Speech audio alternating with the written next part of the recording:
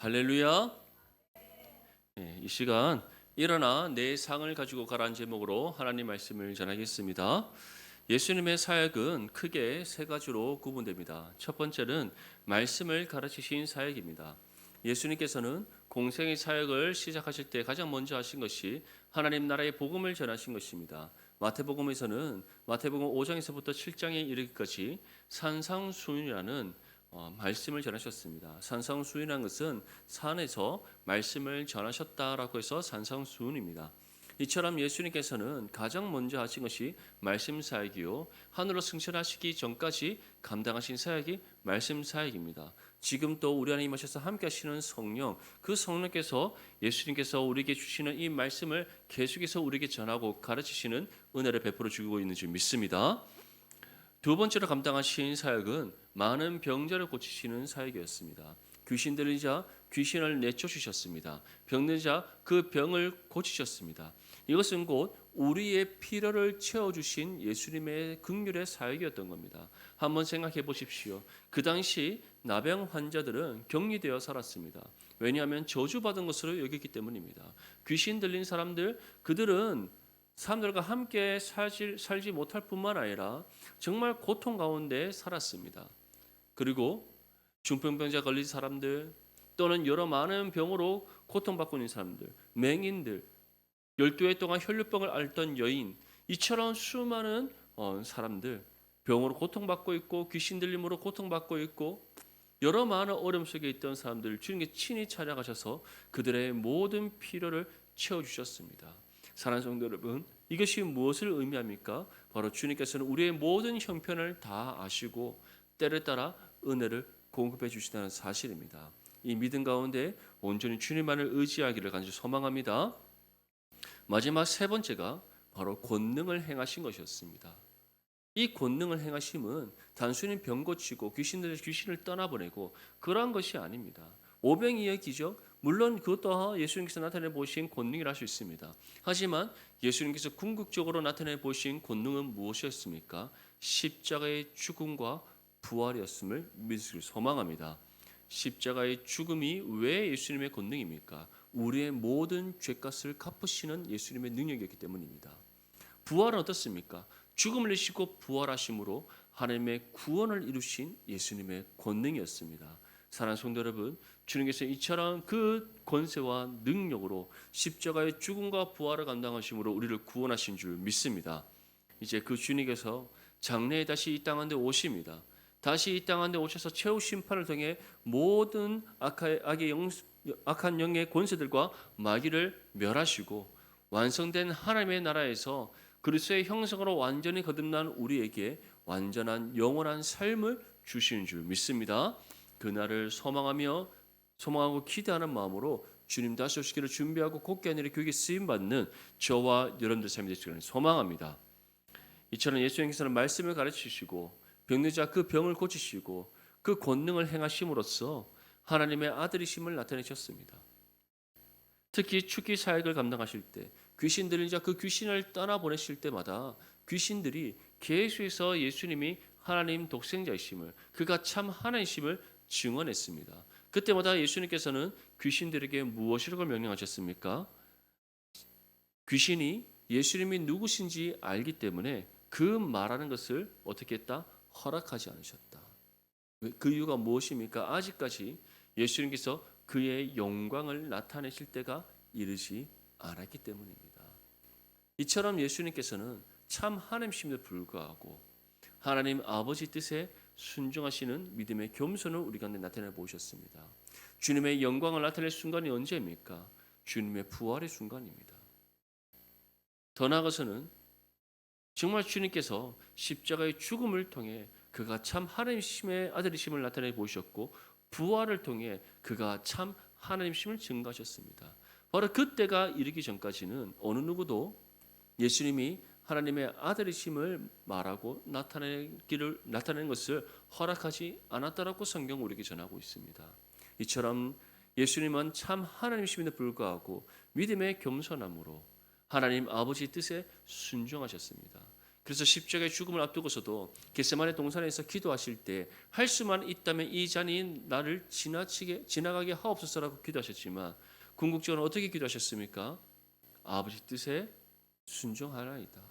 정말 주님께서는 이처럼 끝까지 하나님 아버지 뜻에 순종하셔서 십자가의 죽음을 감당하시고 죽음을 이기시고 부활하심으로 하나님의 뜻을 이루셨음을 믿을 줄 소망합니다. 사랑하는 성도 여러분, 주님께서는 왜 이 모든 것을 우리에게 말씀하시고 나타내 보이셨겠습니까? 예수님의 삶을 본받도록 하시기 위해서입니다. 예수님께서 하나님 나라의 복음을 전하셨듯이 우리에게 복음을 전하라 명령하셨습니다. 많은 사람들에게 긍휼의 은혜를 베풀었듯이 우리가 받은 하나님의 은혜와 사랑을 아낌없이 나누고 베풀고 전하라 하셨습니다. 주님으로부터 받은 하나님의 자녀의 권세와 능력으로 선한 믿음의 싸움을 온전히 감당하라 명령하셨습니다. 이것을 통해 하나님의 영광을 나타내고 하나님 자녀됨을 증가하셨습니다. 이 부름에 합당하게 살아가는 저와 여러분들의 삶이 될 수 있기를 축복합니다. 예수님께서는 공생애 동안 대부분의 시간을 갈릴리에서 보냈습니다. 예수님께서는 예루살렘으로 가신 적도 있지만 그것은 유대인의 절기를 따라 하나님 앞에 예배드리기 위해서 가셨던 것이지 대부분의 시간은 갈릴리 호수를 주변으로 사역하셨습니다. 가버나움이라든지 여러 많은 도시에 머무시면서 예수님께서는 사역을 감당하셨습니다. 오늘 본문 말씀 또한 갈릴리 지역에 속한 가버나움이란 도시에서 일어난 한 사건을 우리에게 보여주고 있습니다. 우리 1절 말씀 함께 읽겠습니다. 시작. 수일 후에 예수께서 다시 가버나움에 들어가시니 집에 계시다는 소문이 들린지라. 아멘. 예수님께서는 가버나움을 비롯한 베세다라든지 여러 많은 도시에서 복음을 전하셨는데 오늘 본문 말씀은 예수님께서 다시 가버나움에 들어가셔서 어느 한 집에 계셨다라고 전하고 있습니다. 예수님께서는 지금 갈릴리에서 유명인이 되어 있습니다. 병든 자 병을 고치고 또 많은 기적과 이사를 행하심으로써 예수님이 정말 선지자이심을 이 땅 가운데 오신 메시아이심을 하나하나씩 나타내 보이셨기 때문입니다. 그래서 예수님께서 가버나움의 어떤 한 집에 오셨다는 소문이 가버나움 전역에 퍼지게 됩니다. 그래서 수많은 사람들이 이 시에 예수님의 말씀을 듣고 또 은혜를 잊고자 찾아갔습니다. 본문 2절에서부터 5절까지 말씀 우리 함께 읽겠습니다. 시작. 많은 사람이 모여서 문 앞까지도 들어설 자리가 없게 되었는데 예수께서 그들에게 도를 말씀하시더니 사람들이 한 중풍병자를 네 사람에게 메어 가지고 예수께로 올세 무리들 때문에 예수께 데려갈 수 없으므로 그 계신 곳에 지붕을 뜯어 구멍을 내고 중풍병자가 누운 상을 달아 내리니 예수께서 그들의 믿음을 보시고 중풍병자에게 이르시되 작은 자야 내 죄 사함을 받았느니라 하시니. 아멘. 얼마나 많은 사람이 예수님을 찾아가서 예수님을 보고자 했든지 예수님의 말씀을 듣고자 했든지 또는 예수님부터 어떠한 은혜를 잊고자 했든지 그 집 문 앞까지 꽉 들어찼다라고 성경은 전하고 있습니다. 이것은 곧 더 이상 그 집에 들어갈 자리가 없었음을 뜻하는 겁니다. 그만큼 예수님을 보고자 하는 사람, 예수님의 말씀을 듣고자 하는 사람, 예수님으로부터 은혜를 잊고자 하는 사람들이 많았음을 뜻하는 겁니다. 한번 생각해 보십시오. 어떠한 대가를 지불하지 않았는데도 병을 고쳐줍니다. 무엇을 요구하시지도 않고 또는 어떠한 조건을 내세우지도 않고 값없는 은혜로 귀신들을 그 귀신을 떠나보냅니다. 또한 하나님 나라의 복음을 전하시면서 말씀의 은혜를 입게 하십니다. 우리의 지치고 상한 심령을 회복시키시고 정말 우리의 필요를 채워주시는 은혜를 베풀어 주십니다. 이 소문이 갈릴리 온 지역에 퍼졌습니다. 근데 그러한 예수라는 분이 가버나움에 왔고 가버나움에 있는 어느 한 집에 계신다는 소문이 들립니다. 너도 나도 할 것 없이 예수님의 은혜와 도움이 필요한 사람 다 몰려들지 않겠습니까? 특별히 지금처럼 의술이 발달한 시기도 아닙니다. 내가 돈만 있으면 또는 내가 어떤 체력과 힘만 있으면 무엇인가 할 수 있는 그런 시대도 아닙니다. 정말 척박하고 어렵고 힘든 상황 속에 있는 유대 사회였습니다. 그 중에서 갈릴리는 가난한 사람들이 모여 있고 병들고 굶주린 사람들이 모여 있는 그러한 곳, 그것이 바로 갈릴리 지역입니다. 그래서 바리새인들과 서기관들이 갈릴리 나사렛에 어떠한 선한 것이 있겠느냐라고 조롱했던 겁니다. 그러한 곳에 무엇이든지 들어주는 분, 꼭 알라딘의 요술램프처럼 소원만 말하면 다 이루어 주시는 분, 그런 예수님이 지금 가버나움에 어느 한 집에 있다는 소문이 들리자 수많은 사람들이 그곳에 몰려들었던 겁니다. 그런데 이 가운데 예수님의 도움이 필요한 한 사람이 등장합니다. 그가 누구라고 우리에게 전하고 있습니까? 한 중풍병자다. 한 중풍병자인데 이 중풍병자는 말하지도 못하고 걷지도 못하고 항상 누워만 있어야 되는 사람이었습니다. 그러다 보니 이 사람의 친구들이 침상에 누워있는 이 중풍병자를 메고는 예수님께로 찾아옵니다. 참 이 친구들이 이 중풍병자를 가엾게 여겼고 할 수만 있다면 이 중풍병자의 병을 고치고 싶은 마음이 간절했던 것 같습니다. 이 중풍병자를 침상에 메고 왔는데 집에 들어갈 수가 없습니다. 어찌나 사람이 많은지 도저히 그곳을 비집고 들어갈 수가 없었던 겁니다. 이때 이 친구들이 지혜를 발휘하기 시작합니다. 어떻게 했다고 우리에게 전하고 있습니까? 예수님 계신 곳에 지붕을 뜯어 구멍을 내고 중풍병자가 누운 상을 달아내었다. 문으로 들어가지 못하니 오히려 집의 천장 위로 올라가서 예수님 앉아 계신 곳 위에 지붕을 뜯어 그 침상을 달아내렸다는 겁니다. 예수님 당시 유대인들은 돌로 집을 짓습니다. 사방의 벽은 돌로 만들고 위에 지붕은 갈대와 종려나무 가지로 엮어서 지붕을 만듭니다. 결국 우리가 예전에 집 위에 판자 얹듯이 그렇게 나뭇가지와 종려나뭇가지를 이렇게 엮어서 지붕을 이렇게 덮었던 겁니다. 그 이유가 무엇이냐면 유대인들이 살던 그 중동 지역은 낮에는 아주 뜨거운 태양빛이 내리쬐고 밤에는 온도가 급격히 내려가는 그런 일교차가 큰 곳이었기 때문입니다. 그래서 햇빛을 피하고 그늘만 줄 수 있고 통풍만 되면은 그 집 안이 시원했기 때문에 우리처럼 널빤지를 얻는 것이 아니라 종려나무 가지를 비롯한 여러 많은 나무 가지를 엮어서 지붕을 덮었던 겁니다. 그러니까 그 지붕을 뜯기가 얼마나 쉬웠겠습니까? 지붕을 뜯어서 자신의 친구, 중풍병 걸려서 누워 있는 그 친구를 달아내립니다. 이 친구들이 이와 같은 행동을 했던 이유가 무엇이겠습니까? 예수님께로만 가면 내 친구가 중풍병 걸려 이렇게 누워 있는 내 친구가 예수님께만 가면 고침받을 수 있다는 믿음이 그 친구들에게 있었던 겁니다. 그래서 예수님께서 무엇이라고 우리에게 전하고 있습니까? 예수께서 무엇을 보셨다? 그들의 믿음을 보셨다. 믿습니까? 사랑하는 성도 여러분, 예수님께서는 우리에게 반복적으로 강조하셨습니다. 겨자씨의 한 알 크기만한 믿음만 있어도 이 산을 명하여 저기로 옮겨지게 할 수 있다. 그대로 되리라는 믿음만 있으면 기도한 바대로 응답되어진다. 이미 받은 줄로 믿는 믿음으로 기도하라. 하나님께서 반드시 이루어주신다. 믿으시길 소망합니다. 그래서 오직 믿음인 겁니다. 중풍병자가 걸린 이 친구들에게도 한 믿음이 있었던 겁니다. 내 친구가 예수님께로만 가면 병 고침 받을 수 있다. 지금 이 침상에 누워있는 내 친구가 예수님께만 가면 중풍병이 나 다시 일어나 걷게 될 수 있다. 우리와 같이 건강하게 삶을 살아갈 수 있다. 그 믿음이 있었던 겁니다. 그래서 어떻게 해서든 친구를 예수님 앞에 데려가야 됐고 수많은 사람들이 그 집 안에서 가득 채워져 있자 친구를 주님 앞에 데려다 주기 위하여 지붕 위로 올라가 지붕을 뜯어서까지 친구를 달아내려서 주님 앞에 놓이게 했던 겁니다. 사랑하는 성도 여러분, 이 믿음의 열정이 저와 여러분들에게 있을 수 있기를 간절히 소망합니다. 정말 주님 앞에 우리가 이 믿음이 있다면 우리의 마음의 소원 반드시 이루어질 줄 믿습니다. 우리에게 이 믿음이 있다면 우리가 주님께 기도하는 간구 반드시 응답될 줄 믿습니다.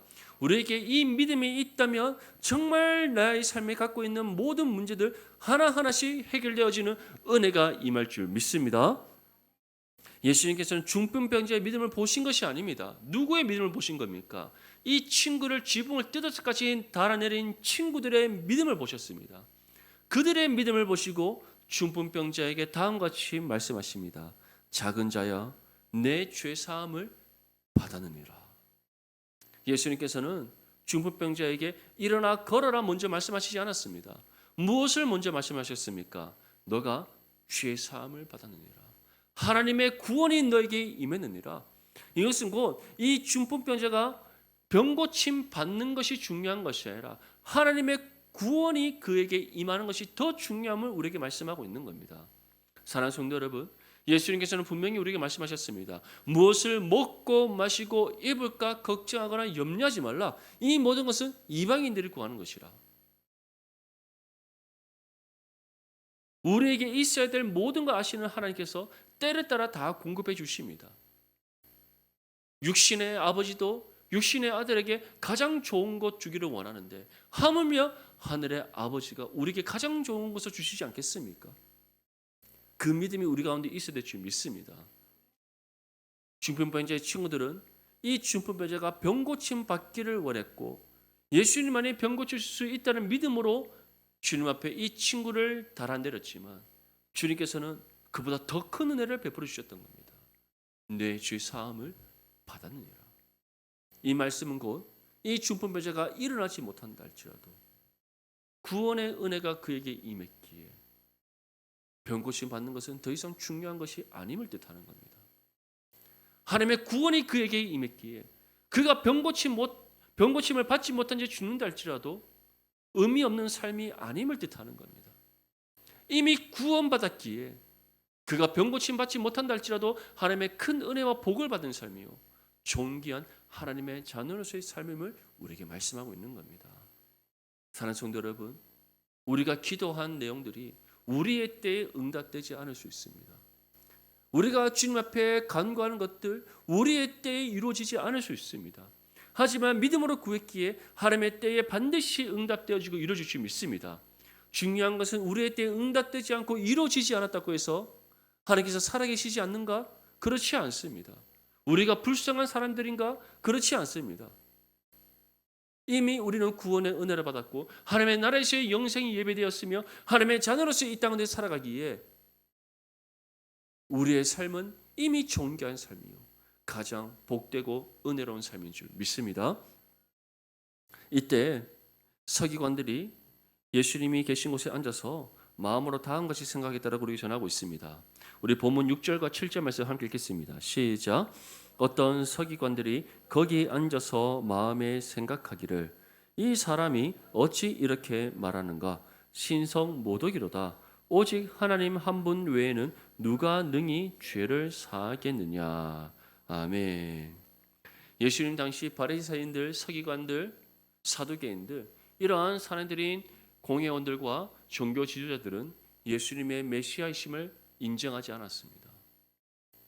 갈릴리 나사렛 유대 지역에서 가장 가난하고 궁핍하고 못 배우고 못 사는 사람들이 모여 있는 그곳에 무슨 선한 것이 있겠느냐고 조롱했던 사람들이 이들입니다. 마찬가지로 예수님께서 내 죄 사함을 받았느니라는 말씀을 전하셨을 때 이들은 예수님을 향해서 비난합니다. 신성 모독이로다. 네가 너에게 무슨 죄 사함의 권세가 있느냐?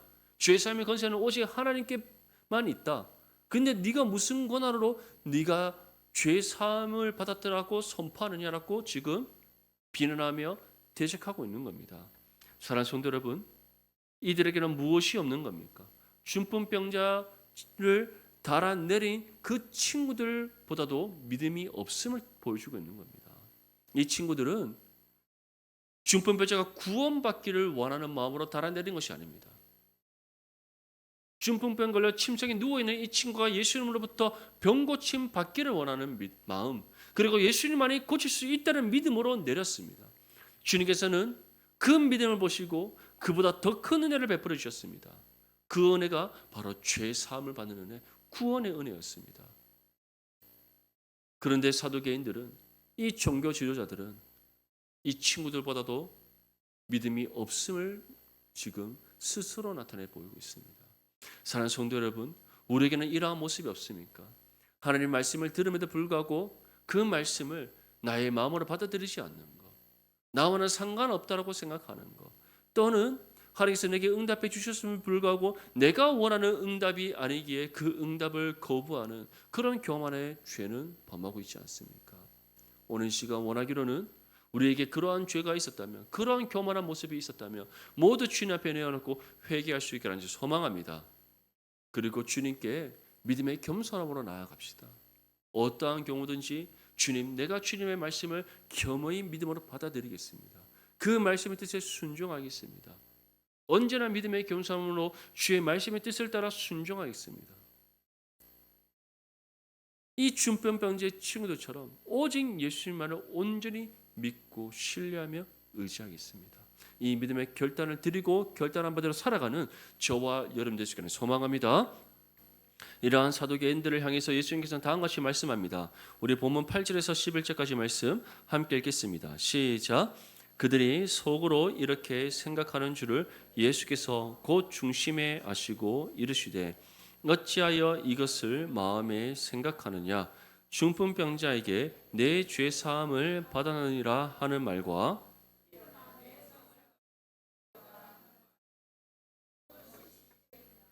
그러나 인자가 땅에서 죄를 사하는 권세가 있는 줄을 너희로 알게 하려 하노라 하시고 중풍병자에게 말씀하시되 내가 내게 이르노니 일어나 내 상을 가지고 집으로 가라 하시니. 아멘.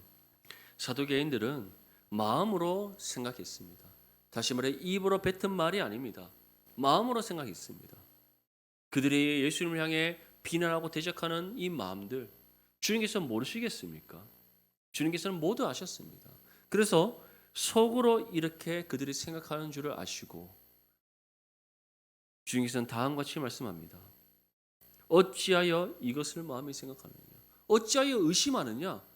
어찌하여 나를 신성모독죄로 너희가 몰아가느냐? 그렇게 악한 마음을 품고 있느냐라고 말씀하시는 겁니다.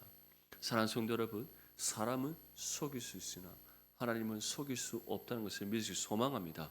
우리 마음의 중심을 살피시고 아시는 하나님이시기에 그 어떤 것도 주님 앞에 숨겨지지 않습니다. 사도계인들이 그 마음으로 주님을 비난하고 신성모독이라고 주님을 정죄하고 대적했지만 주님께서는 그 모든 마음을 아셨습니다. 그러면서 그들에게 묻습니다. 내가 중풍병자에게 내 죄 사함을 받아내리라 하는 말과 일어나 내 상을 가지고 걸어가라 하는 말 중에서 어느 것이 쉽겠느냐? 한번 생각해 보십시오. 주님께서 네가 죄 사함을 받았다. 그 말씀을 한 듯 그 사람이 진짜 죄 사함을 받았는지 안 받았는지 확인할 수 있는 방법이 있습니까? 없습니까? 없습니다.